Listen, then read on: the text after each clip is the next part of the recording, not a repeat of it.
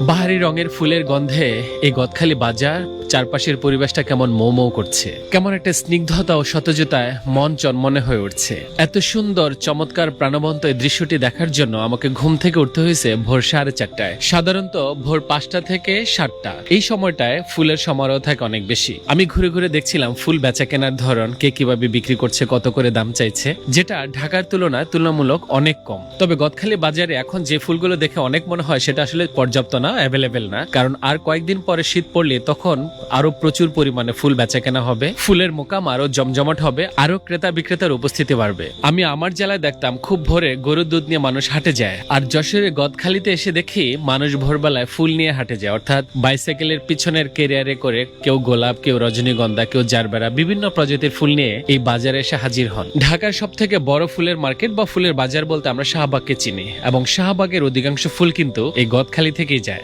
অনেকক্ষণ ঘুরে ঘুরে ফুলের বাজারটাকে দেখলাম, মন ভরে উপভোগ করলাম। অনেকক্ষণ ঘুরে ঘুরে দেখলাম ফুল চাষিদের বেচা কেনা।